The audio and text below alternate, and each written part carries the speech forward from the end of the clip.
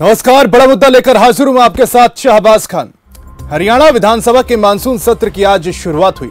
सदन में कार्यवाही के दौरान चंद्रयान-3 को लेकर चर्चा की गई।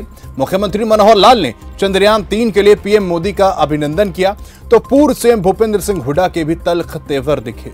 इस बीच गृह मंत्री अनिल विज ने कहा कि आप पीएम मोदी का नाम लो, यह सफलता तब मिली जब नरेंद्र मोदी पीएम है।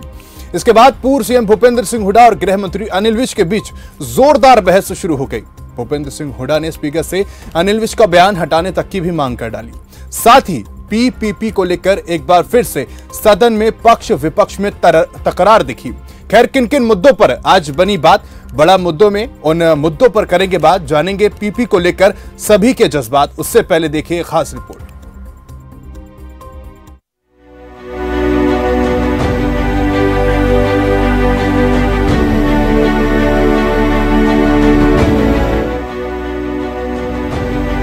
हरियाणा विधानसभा का 3 दिवसीय मानसून सत्र की मुख्यमंत्री मनोहर लाल ने शोक प्रस्ताव पढ़कर शुरुआत की। मुख्यमंत्री ने पंजाब के पूर्व मुख्यमंत्री स्वर्गीय सरदार प्रकाश सिंह बादल और अंबाला से सांसद स्वर्गीय रतनलाल कटारिया के निधन पर शोक जताया। हरियाणा विधानसभा के मानसून सत्र में चंद्रयान-3 को लेकर भी चर्चा की गई। मुख्यमंत्री मनोहर लाल ने चंद्रयान-3 के लिए प्रदेशवासियों को बधाई दी। उन्होंने हरियाणा के कई वैज्ञानिकों का भी जिक्र किया। वहीं पूर्व सीएम भूपेंद्र सिंह हुड्डा ने कहा कि चंद्रयान-3 की कामयाबी एक दिन में नहीं मिली। चंद्रयान-3 मिशन में हरियाणा का अहम योगदान रहा। ये अचीवमेंट एक दिन का नहीं, इसमें हर पीएम का योगदान रहा। इस पर गृह मंत्री अनिल विज और पूर्व सीएम के बीच बहस शुरू हो गई। अनिल विज ने कहा कि आप मोदी जी का नाम लो, ये सफलता तब मिली जब मोदी जी पीएम है। इसमें और जोड़नी चाहिए, ये जो हमारी अचीवमेंट हुई है देश की, कोई एक दिन की या 5 साल की या 7 साल की मेहनत से नहीं हुई है।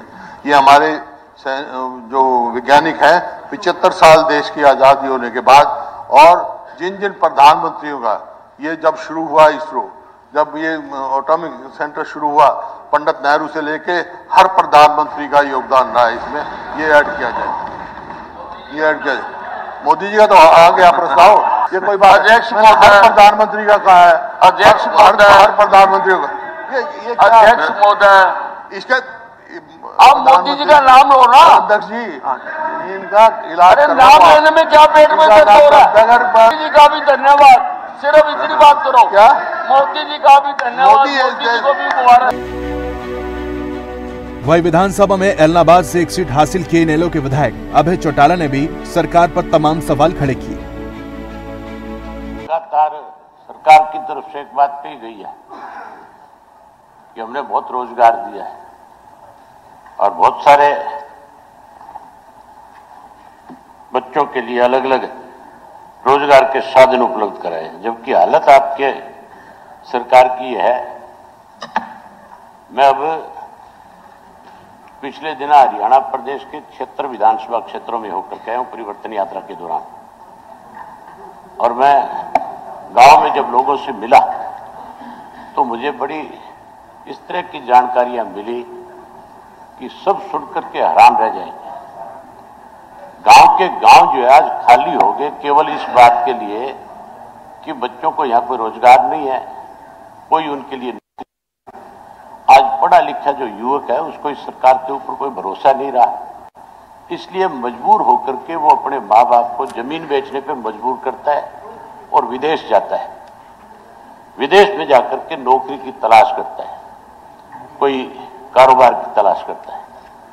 उसके साथ जो एक बड़ी अनहोनी होती है वो उससे भी ज्यादा दुखदायी है, और सरकार ने उसके ऊपर आज तक कोई ध्यान नहीं दिया। भूपेंद्र हुड्डा ने पीपीपी को लेकर परमानेंट परेशानी पत्र बता दिया। उन्होंने कहा कि पोर्टल से काफी समस्याएं पैदा हुई। किरण चौधरी ने भी पीपी को रद्द करने की मांग की। इस दौरान बीबी बत्रा ने कहा कि पीपीपी कार्ड में लापरवाही बरती जा रही है और कहा कि पोर्टल ने हर किसी को परेशान किया। विपक्ष के इन सवालों का मुख्यमंत्री मनोहर लाल ने जवाब दिया। उन्होंने कहा कि गाड़ियों कोठियों वालों के राशन कार्ड कटे हैं। कहा कि जो भी समस्याएं हैं उनको ठीक करेंगे। साथ ही सीएम ने कहा कि 12.5 लाख नए राशन कार्ड हमने बनाए हैं। परिवार पहचान पत्र के अंदर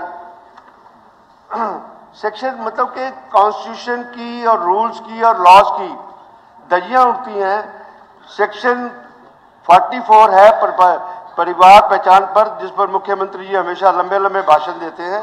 ऐसा कोई अथॉरिटी की नोटिफिकेशन ऐसा कोई उस एक्ट के अंदर रूल्स आज तक इस सदन के अंदर नहीं पेश किया। मैंने एक्ट को कभी नहीं कहा कि अनकॉन्स्टिट्यूशनल है। ये थोड़ा सा पढ़ने में आपको पढ़ देता हूं। 16 मार्च 2022 को एक नोटिफिकेशन इशू होती है और वो भी परिवार पहचान पत्र अथॉरिटी इशू की है। मैं कहता हूं कि वो अथॉरिटी के रूल्स इस हाउस के अंदर ना पेश हुए ना डिस्कस हुए, वो अल्ट्रा वायरस है। आप बत्रा साहब सुनिए, मैंने क्या कहा? मैंने ये कहा कि रूल्स बने कि नहीं बने। रूल्स बने हैं, लेकिन यहाँ ले डाउन हुए कि नहीं हुए ये एडमिनिस्ट्रेटिव काम है, पता करके आपको। तो लेजिस्लेटिव काम है, तो अगर नहीं होंगे तो होंगे। अगर नहीं आज विषय आपने विषय उठाया तो पता करके करेंगे ना, क्या बात है। अध्यक्ष महोदय, मैं विश्वास दिलाता हूं सदन को कि इसी सेशन के जो अगले 2 दिन है उसमें सारे रूल्स ले डाउन कर देंगे। हरियाणा विधानसभा के मानसून सत्र को लेकर विपक्षी दल सत्तासीन बीजेपी जेजेपी के खिलाफ सड़कों पर उतर आए हैं। सत्र के पहले दिन आम आदमी पार्टी की यूथ विंग के कार्यकर्ता सीईटी के मुद्दे को लेकर घेराव करने पहुंचे, जहां को हरियाणा पुलिस ने विधानसभा से पहले ही रोक लिया। इस दौरान पुलिस और कार्यकर्ताओं के बीच धक्का मुक्की भी हुई। जिस तरीके से सीईटी के पेपर को इन्होंने लीक किया है, 41 क्वेश्चन रिपीट करवाए हैं, क्वालिफाइड बच्चों को दूसरे पेपर में क्वालिफाइड बच्चों को बैठने नहीं दिया गया, बच्चों के भविष्य के साथ खिलवाड़ कर रहे हैं। 4 साल से बोल रहे हैं सीईटी में पेपर करवाएंगे, पेपर क्यों नहीं करवा रहे? क्वालिफाइड बच्चों को सेकंड पेपर में नहीं बैठने दिया जा रहा, क्यों नहीं बैठने दिया जा रहा? पेपर लीक करते हैं। बहरहाल जहां इनेलो और कांग्रेस सरकार को सदन में घेर रही है, वहीं आप सदन के बाहर सरकार को घेर रही है और साथ ही आपका कहना है कि विपक्षी पार्टियां अपनी भूमिका सही से नहीं निभा पा रही। कार्यवाही के अब 2 दिन और बाकी हैं। कांग्रेस और आईएनएलडी जहां सरकार को और मुद्दों पर घेरने को तैयार है, वहीं सत्ता पक्ष बीजेपी जेजेपी भी विपक्ष के बाकी बचे 2 दिन हर सवाल का मजबूती से जवाब देने को तैयार है। अब देखना यह है कि पक्ष विपक्ष के इस वार में जनता से जुड़े मुद्दे की नैया पार होती है या नहीं। खबर फास्ट के लिए शाहबाज खान की रिपोर्ट।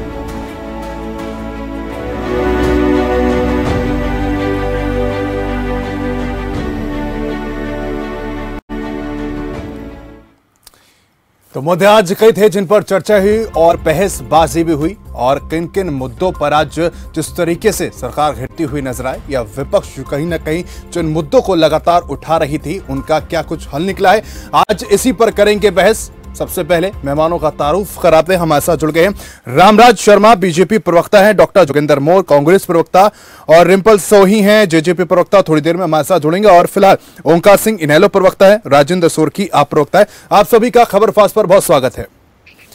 जोगिंदर जी, सबसे पहला सवाल आपसे है कि जब सत्र की शुरुआत होती है, दोनों पक्षों की तरफ से कहा जाता है कि भाई कुछ हल निकालने की कोशिश करेंगे, कुछ फल मिलने की कोशिश आज की जाएगी, तो सत्र के पहले दिन क्या हल निकला और क्या फल मिला?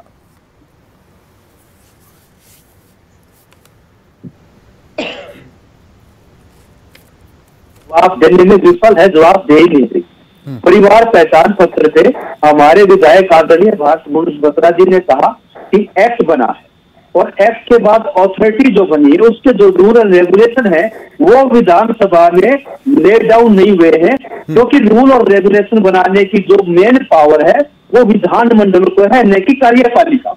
इसलिए प्रदत्त विधान जो है वो वहां पे ले डाउन होना चाहिए। वो अल्ट्रा वायरस है। अल्ट्रा वायरस वाले कि वो अनकॉन्स्टिट्यूशनल इसलिए है क्योंकि उसके अंदर प्रक्रिया निभाई दी गई है। हमारे नेता प्रतिपक्ष ने कहा ये परिवार पहचान पत्र नहीं, ये परिवार परेशान पत्र है। और इसके अंदर देखिए स्थिति क्या, इनकी अपनी खामियां देखी। इन्होंने उसके अंदर इनके पोर्टल के अंदर खामियां देखेंगे। इनके सांसद रामचंद्र जांगड़ा जो राज्यसभा के सांसद है, उनको 1,80,000 किराए दिखा रखी है। रोहतक के मेयर मनमोहन गोयल जो करोड़पति आदमी है, जो उद्योगपति है, रिनाउंड उद्योगपति है हरियाणा के, उनकी 1,80,000 दिखा रखी है। ये इनकी पोर्टल की पोजीशन है। जनता इस तरह से परेशान है। और जब विधानसभा के अंदर मुख्यमंत्री कितना लचर जवाब देते हैं, मुख्यमंत्री ये कहते हैं आज आपने पहली बार सवाल उठाया है, हम बाद में बताएंगे, हम बताएंगे कि लेट डाउन हुए कि नहीं हुए। एक संवैधानिक प्रक्रिया को एक तरफ करते हैं, तो बहुत बढ़िया कुछ जानकारी करते हैं। इससे बढ़िया तो हो ही नहीं सकता। बहुत बढ़िया शुरुआत की है माननीय मुख्यमंत्री जी का। प्रदेश की जनता की तरफ से अपना आभार प्रकट करना चाहिए। कितना बढ़िया वो कानून लेके आए हैं। एक क्लिक मारो पूरे परिवार की इनकम। रामराज जी आप अपनी बारी का इंतजार कर लेते। खैर रामराज जी आपकी तरफ ही मैं आ रहा हूं। क्या वजह है पीपीपी जब बात करते हैं सरकार इसको अपनी यूएसपी बताती है, लेकिन जहां हम बात करते हैं किरण चौधरी की, भूपेंद्र हुड्डा की, तमाम विपक्षी पार्टियों की, वो सीधे तौर पर कहते हैं कि भाई परमानेंट परेशानी पत रही है। नहीं, उनको गलत इसलिए लग रहा है कि उनके पेट में दर्द इसलिए लग रहा है जो इसमें पात्र नहीं थे, बड़ी बड़ी कोठियों वाले, कई गाड़ियां रखने वाले, उन्होंने पीले राशन कार्ड बना रखे थे, गरीबों का हक मार रहे थे, वो उनका हक कट गया तो इसलिए उनको परेशानी हो रही है। आम गरीब आदमी तो जय जयकार कर रहा है, बहुत बढ़िया हो रही है। आम जनमानस को तो इतना बढ़िया लग रहा है, बहुत बढ़िया, हो तो जय जयकार करने लग रहे हैं। नहीं, राज्यसभा सदस्य रामचंद्र जांगड़ा रोहतक के मेयर तक के परिवार पहचान पत्र बना दिए गए, इसको लेकर तो सवाल खड़े कर रहे हैं ना वो, और आप मानते हैं कि भाई कोई भी इसमें कमियां खामियां नहीं हुई है? की है उसका भी रिजल्ट आ जाएगा, चिंता मत करें, पता लग जाएगा कि किस शरारत है ये। नहीं, कब तक रिजल्ट आ जाएगा? इतनी कमियां खामियां जो दिखाई जा रही हैं, और मुझे याद है अच्छे से बजट सत्र में भी ये मुद्दा उठा था और इस बार भी ये मुद्दा उठा है। हर बार ये कह दिया जाता है कि कमियां खामियां दूर कर ली जाएंगी कि रूल तो ले डाउन है, रूल पे बात नहीं कर रहे। आपने विधानसभा में रूल क्यों नहीं रखे अथॉरिटी बनाने के? अथॉरिटी बनाने के रूल आपने क्यों नहीं? किस बात का जवाब दे दीजिए। डीलिंग की सरकार राज्यसभा सांसद जैसे कि पार्टियों में खामियां मिलती है, आपने जबरदस्त आप लोग गरीब किसानों की, भोले भाले किसानों की सस्ते में जमीन खरीद ली और बिल्डरों में बेच दिया, पे जवाब दे दीजिए, कॉलोनियां काट दिया। जवाब दे दीजिए। किसानों पर भी आऊंगा कि आखिर क्या वजह है, किसानों को लेकर भी नाराजगी यहाँ पर देखी जा रही है। फिलहाल इसका जवाब दीजिए। किसी को बात नहीं जाएगा, समान विकास के पास जवाब नहीं है, सारे खामियां हैं, बिना होमवर्क के हैं और जनता को परेशान करने के लिए आपके आपके झूठ बोलने का कोई कारण नहीं निकले था। सब तो कह कोई जवाब इनके पास नहीं। हमारे यहाँ में जवाब देते ना, ये डिबेट में आके जवाब देते, क्योंकि इनके पास जवाब ही नहीं होते। ये खामियां की होती है, इन्होंने जनता को परेशान करके रखा है और पूरे प्रदेश को बेहाल कर दिया है। कोई होमवर्क नहीं है। ओपनिंग कमेटी चलिए और विस्तार से चर्चा करेंगे। ठीक है, पैनल में और भी लोग मौजूद हैं। ओंकार जी, की जरूरत नहीं है, ओंकार जी ट्रांसफर में पैसे लिए। ठीक है रामराज जी, ठीक है, अपनी बारी का इंतजार करिए, दूसरे पैरे में आऊंगा आपके साथ। ओंकार जी हमारे साथ जुड़े। ओंकार जी, क्या वाकई पोर्टल में कमियां खामियां आप मानते हैं?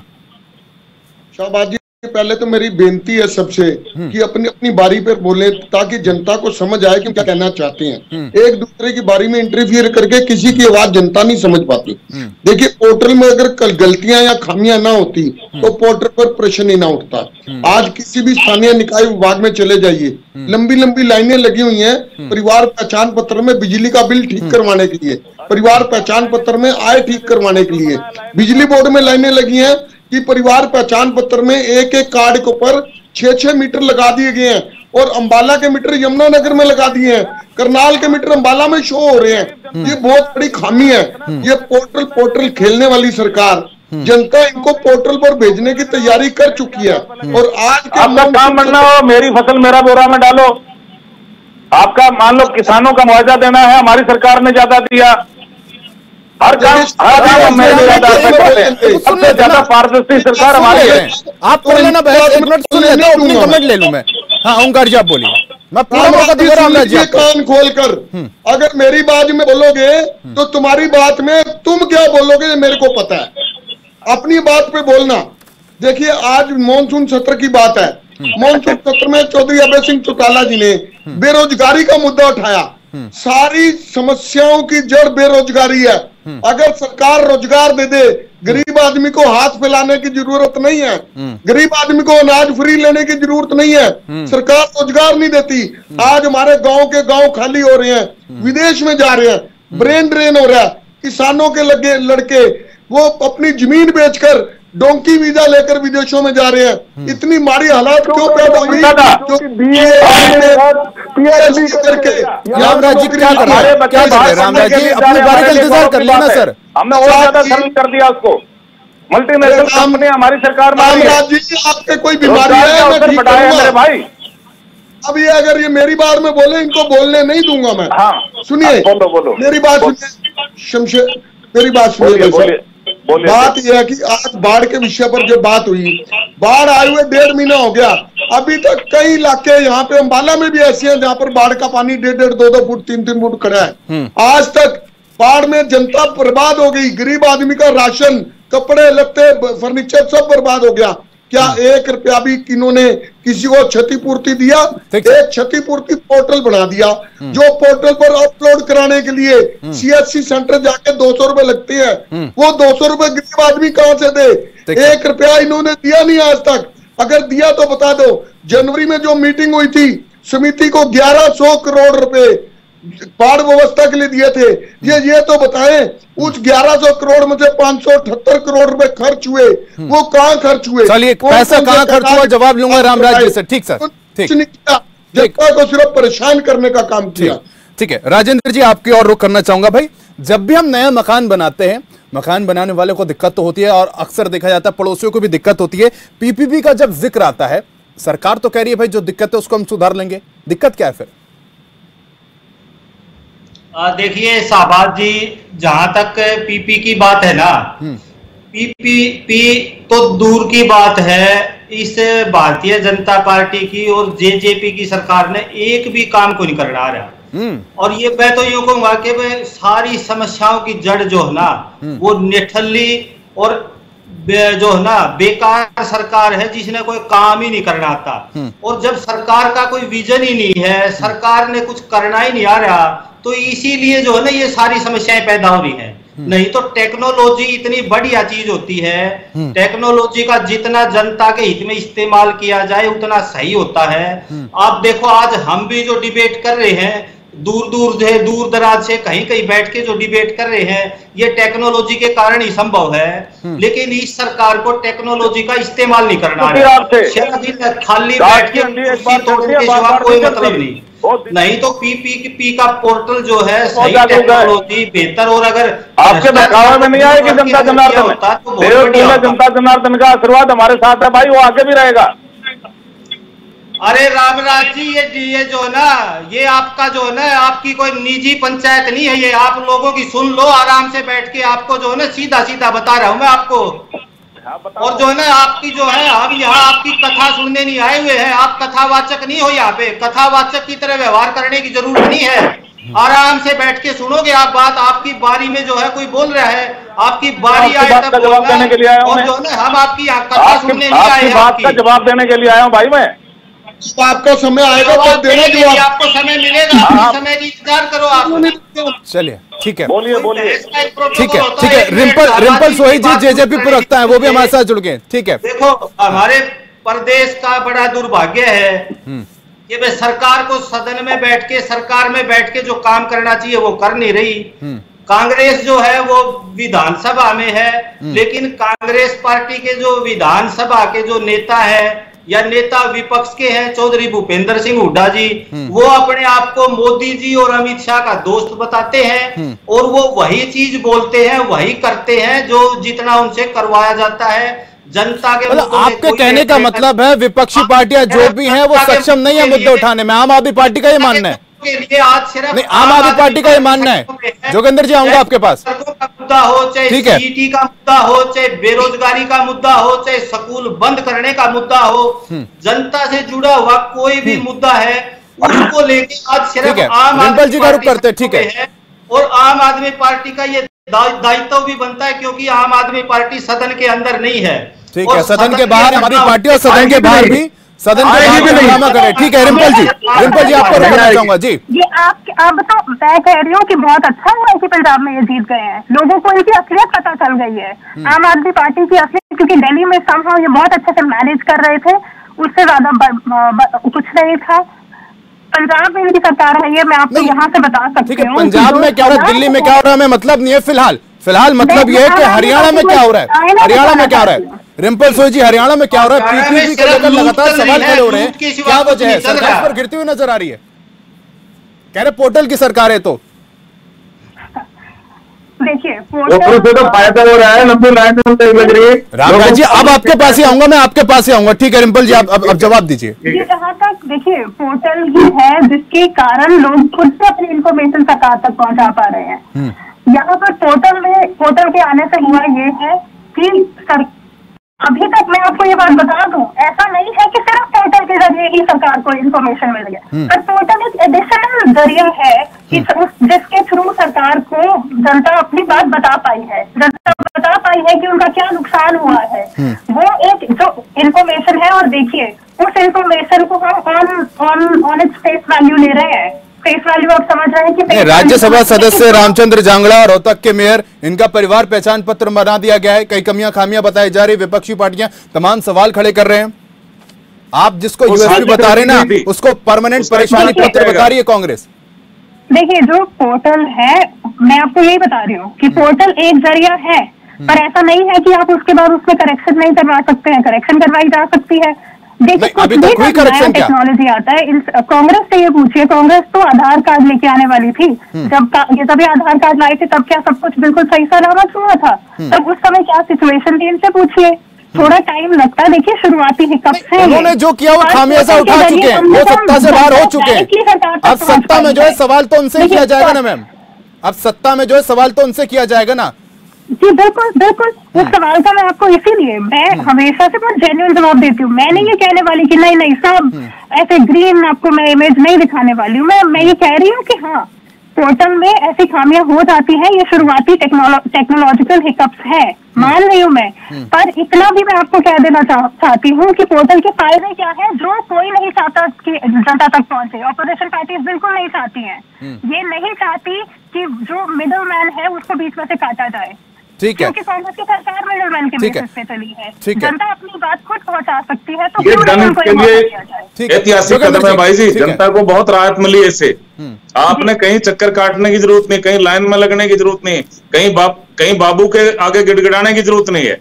सर मैं कह रहा हूँ जो कमियां खामियां पाई गई है, क्या सरकार वहां तक पहुंच चुकी है? क्या दोषियों पर कार्रवाई, जो दोषी उन पर कार्रवाई अभी तक हुई है? क्या सरकार के पास कोई ऐसा आंकड़ा है कि उसमें पता लगे कि भाई कितना डाटा है, कितनी गलतियां हैं? अभी तक सरकार के पास कोई ऐसा आंकड़ा है? क्योंकि बजट सत्र में भी इस मुद्दे पर चर्चा हुई थी, तब भी सरकार की तरफ से कह दिया गया था कि भाई कमियां खामियां दूर कर ली जाएंगी, अब भी यही कहा जा रहा है। रामराज कोई एक आध खामी रह जाती है, उसको दूर कर लिया जाएगा। आज भी सदन में माननीय मुख्यमंत्री जी ने बोला है प्रयोगशाला की सरकार है, जनता पर प्रयोग कर रही है, ये कुछ नहीं कर रही है, ये प्रयोगशाला की सरकार है, कुछ करते नहीं सिंह साहब। पिछली बार भी शोर सबसे ज्यादा आपने बचाया वहां पे, दिया काम क्या किया इनसे पूछिए। किसी नगर निकाय में करते आप परिवार पहचान हम वेलकम करेंगे, जनता को बिजली बहुत सम्मान करते हैं मेरे भाई। लग रहे हैं, देखिए अपना परिवार लग रहे हैं।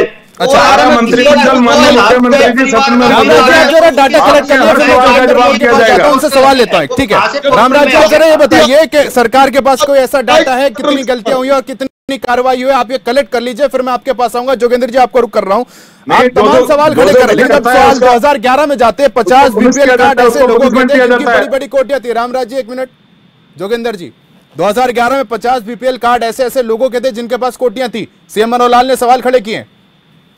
देखिए शहबाज जी, आप एक बात देखिए, जो है उसके ऊपर कार्रवाई होनी चाहिए।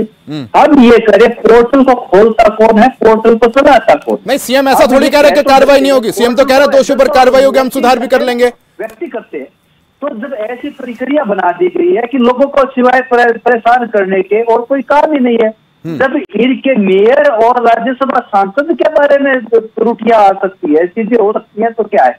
फिर हमने एक बात कही, हमारे विधायक आदरणीय भारत भूषण बत्रा जी जो एक एडवोकेट भी है, लीगल पर्सनालिटी है, लोग को अच्छी तरह से समझते हैं, उन्होंने विधानसभा में एक मूलभूत सवाल उठाया। वो प्रजातांत्रिक व्यवस्था का एक बहुत बड़ा सवाल है कि आपने परिवार पहचान पत्र अधिनियम बना दिया, एक्ट बना दिया, उसके तहत अथॉरिटी बना दी, अथॉरिटी ने रूल एंड रेगुलेशन बनाए, रूल एंड रेगुलेशन बनाने की पावर विधानमंडल को है, और वो रूल एंड रेगुलेशन बनाकर विधानमंडल के पटल पर नहीं रखे गए। वो रूल एंड रेगुलेशन क्या है जिनके तहत जो परिवार पहचान पत्र अथॉरिटी है जो काम करेगी, उसका जवाब देने के अंदर मुख्यमंत्री विफल है। चीजें हैं। रही इस मुख्यमंत्री ने जवाब दिया है, जो ये बात सवाल पूछते मुख्यमंत्री के साथ जवाब दे देते हैं। मुख्यमंत्री ने कहा है कि 2 दिनों में सवाल पहले लग जाते हैं, तैयारी पहले करके आनी होती है। रामराज जी, आपको इस बात का पता होना चाहिए, सरकार के पास पहले सवाल तय करते हैं कि आप ये सवाल उठने वाले हैं, इनके आपने जवाब देने हैं। परिवार में पत्र से संबंधित जितनी भी बातें थी, बीजेपी के सारे विधायक मंत्रियों को माननीय मुख्यमंत्री जी ने मीटिंग बुलाई थी, सारे मेंटली प्रिपेयर, आप सवाल तो पूछो। तो फिर आज जवाब केंद्र लेकर आए, पर भाग क्यों गए आप? सामना करते, सामना तो आप करते हैं, चर्चा हो गई, खराब करते हो। ठीक है रामराज जी, एक सवाल जो है अभय चौटाला की तरफ से भी खड़ा किया गया है, इस पर मैं चाहूंगा इस पर भी चर्चा की जाए। रोजगार एक बड़ी समस्या हो गया, क्या वजह है जो युवा पलायन भी कर रहे हैं?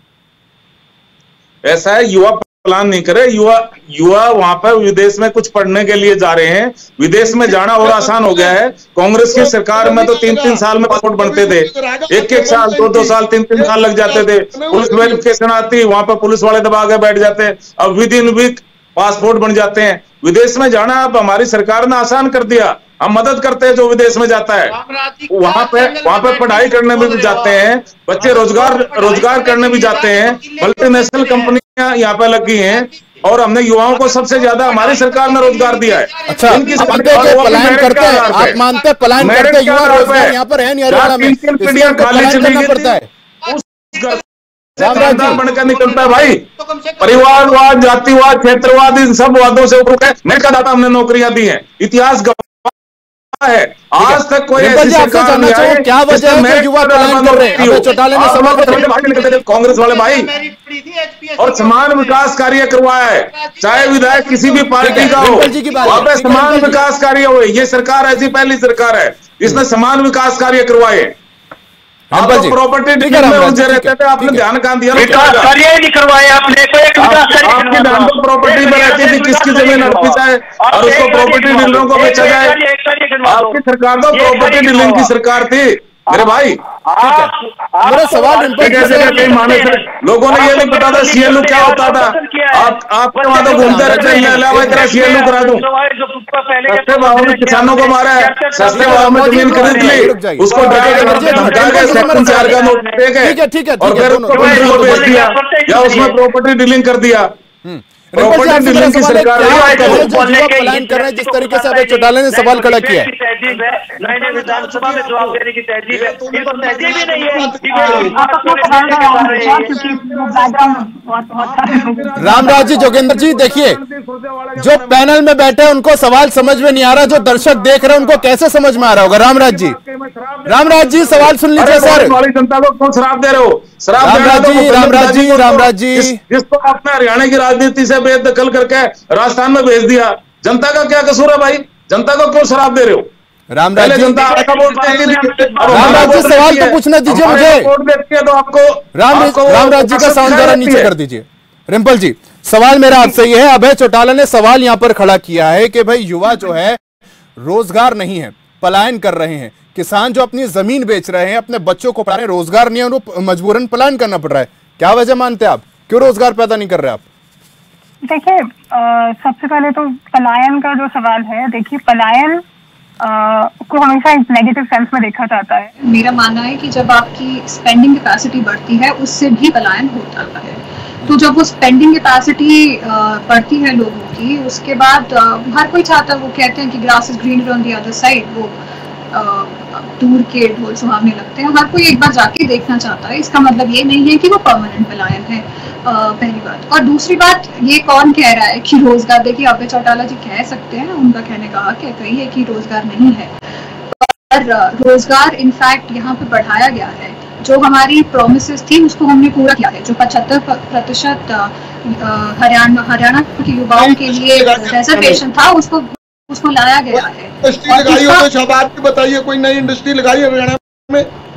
जी बिल्कुल, एक बार नहीं, आपको कौन सा बाप जो अपने बच्चे को जो बाहर भेजना चाहेगा, कौन सा बच्चा जो ये किस तरह का सवाल है आपका? आप मुझे ये मजबूरी में किसान के बच्चे जमीन बेच कर बाहर जा रहे हैं, ब्रेन ड्रेन हो रहा है, पलायन हो रहा है। इसका आपने कोई नई इंडस्ट्री लगाई? उस इंडस्ट्री का नाम बताइए। जी जी वो बताइए। आपने कहा था 6.5 लाख आप इंडस्ट्रियल एरिया में जाइए, इंडस्ट्रियां मिल जाएंगी आपको। पहले आप मुझे इंडस्ट्री पे है, आपका सवाल आप बताइए, आपका इंडस्ट्री पे है या पलायन पे, तो मैं उसका जवाब दूंगी। ये किस तरह का, अगर मैं बोलने लगूं आपको लगे कि आप जवाब आ रहा है तो आप ऊंचा बोलने लग जाइए। ठीक है, ओंकार जी आता हूं मैं आपके पास, मैं आपके पास ही आऊंगा। रिम्पल जी को जवाब देनी चाहिए। रिम्पल जी 10 सेकंड जल्दी से, क्योंकि वक्त मेरे पास कम है थोड़ा।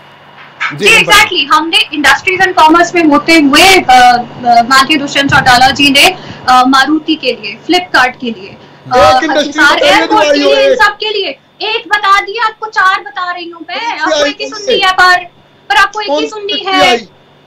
आप मुझे बताइए, क्या एक इंडस्ट्रियल हब नहीं खड़ा किया गया? मानेसर में एक इंडस्ट्रियल हब नहीं खड़ा किया गया?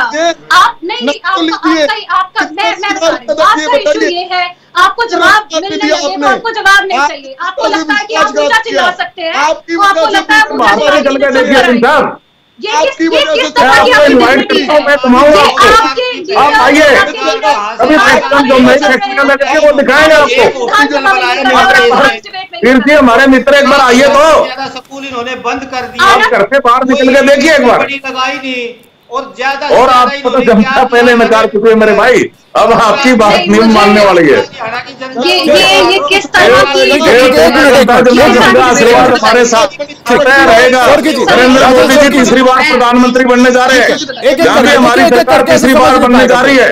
जो दर्शक देख रहे हैं वो भी नहीं समझ पाएंगे, मैं भी नहीं समझ पा रहा हूं। जनता को राक्षस नहीं कहते भाई, जनता को देवतुल्य कहते हैं, देवतुल्य, देवता मानते हैं जनता जनार्दन को। मैं कांग्रेस के साथी से पूछना चाहता हूँ, एक बार रणदीप सुरजेवाला के बारे में बताइए। आप उनका जो उन्होंने राक्षस शब्द इस्तेमाल किया था, आप उसका समर्थन करते हैं या विरोध करते हैं? आप बताइए तो एक बार कांग्रेस के भाई। हरियाणा में क्या स्थिति है? नूह में दंगे कैसे हो गए? मेवात में आज तक दंगे नहीं हुए, कैसे हो गए दंगे? ये बताइए मेरे भाई। मोर साहब देखने को तैयार नहीं है। जनार्दन को आपके एमपी राज्यसभा जो इतने भारी भरकम नेता है आपके, उसने जनता को राक्षस कहा और शराब दिया। शराब देता हूँ, इस मुद्दे पर बहस कर रहे हैं। आज बीजेपी का बोल रहे हैं, हमारा तुल्य है। क्या हम इस मुद्दे पर बहस कर रहे हैं क्या सर? आज हम क्या इस मुद्दे पर बहस कर रहे हैं क्या कि राक्षस कहा था नहीं कहा था? आज हम हरियाणा से जुड़े मुद्दों की बात कर रहे हैं सर। आप ये बताइए ना कि आपके पास कोई डाटा है, कितनी कार्रवाई अभी तक हुई है और कितनी अभी बाकी है? बाहर का मुद्दा क्या है? पीपीपी बाहर के थोड़े बाहर तो इन्होंने भेज दिए हैं सर, उसमें डाटा है कोई सरकार के पास? हरियाणा के रहने वाले जा रहे सर, कहां पुरानी बातें जा रहे हैं उनको राजस्थान में सर? आज की राजनीति से बेदखल करके भेज दिया। आपको तकलीफ क्या है? कभी कभी वहां पे देते हैं कर्नाटक, कभी कहीं भेज देते हैं, कभी कहीं का इंचार्ज बना देते और क्या करें? यहाँ तो यहाँ तो भूपेंद्र हुड्डा जी इनके पैर लगने नहीं देते। उधर से किरण चौधरी, उधर से वो शैलजा जी, उधर से रणदीप जी, अब इन्होंने तिगड़ी बनाई है। इनका आपस में लटपटता रहता है, इनका तैयार नहीं हुआ। सम्मेलन हमारे चल रहे हैं, हमारी। आप तो मुद्दों से भटक रहे हैं, आप तो मुद्दों से भटक रहे हैं सर, सीधा कहूंगा मैं, आप मुद्दों से भटक रहे हैं। राजेंद्र जी, फाइनल कमेंट आपको लेना चाहूंगा। सदन में जिस तरीके से इनेलो घेर रही है, कांग्रेस घेर रही है, सदन के बाहर आप घेर रहे हैं, क्या उम्मीद की जा रही है और क्या 2024 में पीपीपी का मुद्दा जो है वो वाकई गरमाने वाला है? देखिए शाहबाज जी, बिल्कुल जो है ना, सारे मुद्दे गरमाने वाले हैं। जनता ने इस भारतीय जनता पार्टी और जजपा की सरकार का बोरिया बिस्तर बांध के तैयार रख रखा है।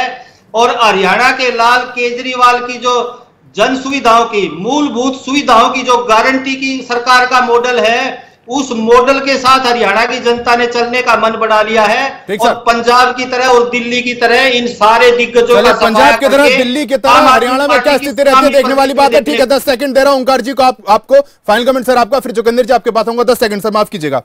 आज जी मैं कहता हूं, इन्होंने रोजगार पैदा किए, जरा आंकड़े तो बताया। हरियाणा में कोई एक इंडस्ट्री स्थापित करी? इन्होंने उद्योग क्षेत्र के लिए मात्र 550 करोड़ रुपए रखे।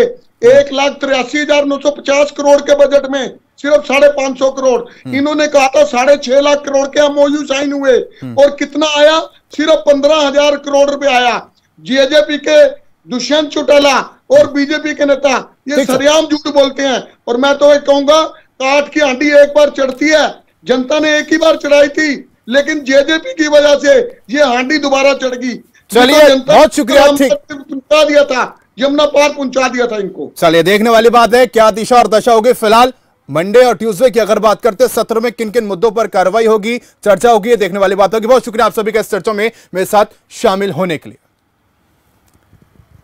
तो चलिए फिलहाल मेरे साथ आज खास पेशकश में सिर्फ इतना ही। नमस्कार।